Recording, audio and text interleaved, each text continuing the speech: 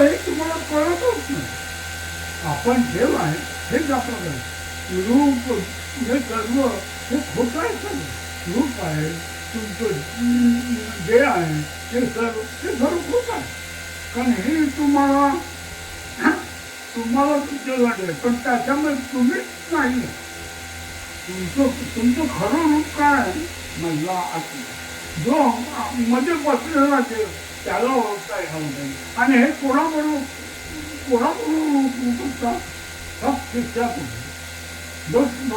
सद्गुरू भेटला झाला तर त्याला कळतो की मी हे सर्व मी देहाचं मी हे करतो. हे माझं देह आहे, माझं रूप आहे, काही नाही. हे रूप आहे काळं गोरं हे रूप म्हणजे तुमचं नाही.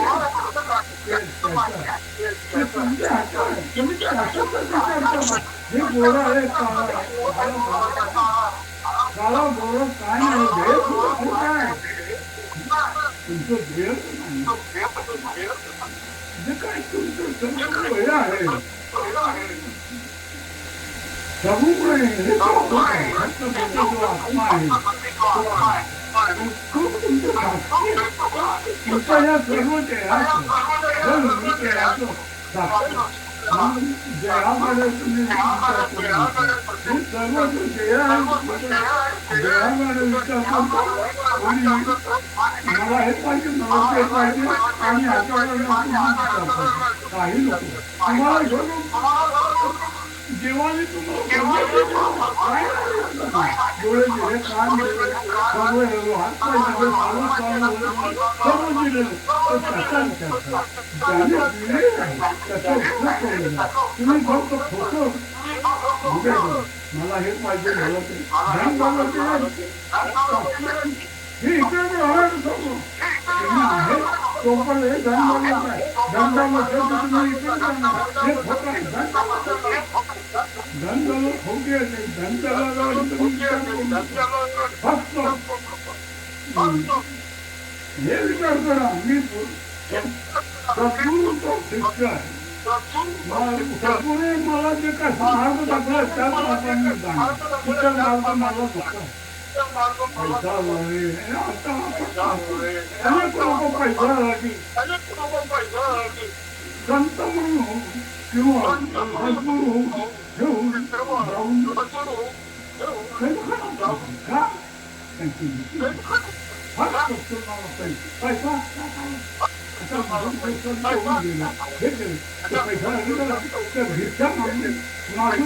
जीवन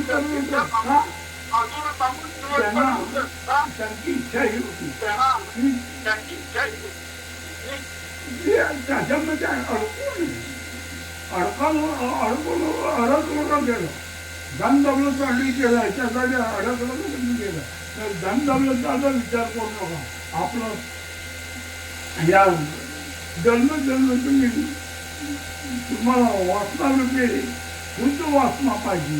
वासना रूपे तुम्ही शुद्ध वासना घेऊन तुम्ही सुटायचं हे पुन्हा अवतार तुम्हाला नको तर कुठलाही याच्यामध्ये तुम्ही शब्द वासना घेऊन गेला तर तुम्ही अडकणार आणि तुम्ही पुन्हा या राग कर्जामध्ये सापडले. तसं होऊ नका. वासना काय शुद्ध ठेवा. फक्त देवाला केली. माझ्या गुरुने मला शिकवलं त्याचीच आठवण ठेवा. दुसरी कुठली आठवतो काय काय शेवटी हे देह आहे ते तुमचं नाही आहे. तुमचं हे सर्व काही तुमचं काहीच नाही. मग तुम्ही कशाला विचार करता मी काय घेऊन जाणार काय ना घेऊन जाणार हे सगळीकडे टाकून जाणार. तुम्हाला माझ्या मुलासाठी माझ्या मुलांचा कर्म म्हणून त्यांना मिळालं मग तुम्ही कुठे विचार करता. माझ्या मुलाला हे पाहिजे माझ्या मुलाला ते पाहिजे झालं. जसं तुम्हाला परमेश्वराला तुम्हाला जशी सोय केली तशी त्यांची सोय केली होती. मग तुम्ही त्यांना का तुम्ही हे करता त्याच्यामध्ये अडकू नका. एवढं शांत राहा. जेवढं वेळ तुम्हाला दिवस व्यवस्थित वागायचं तेवढं वागा. दुसरं कशाचा विचार करू नका. माझा देह वेगळा मध्ये जो बसलेला आहे त्याचा विचार करा. आणि गुरु आता गुरु आपल्याला भेटले आणि त्या सद्गुरूंनी आपल्याला बोल बोलला की तुम्हीच देव आहे, दुसरं कुठे देव नाही आहे. मग तुम्ही देवाचा प्रार्थना करू नका. तुम्ही देव आहात ना, मग कशाला इकडे देवाचं फिरू नका. गपचूप बसा, शांती ध्यान करू आणि देवाचं स्मरण करा. मग तुम्ही सर्वांचे राजा सगुणा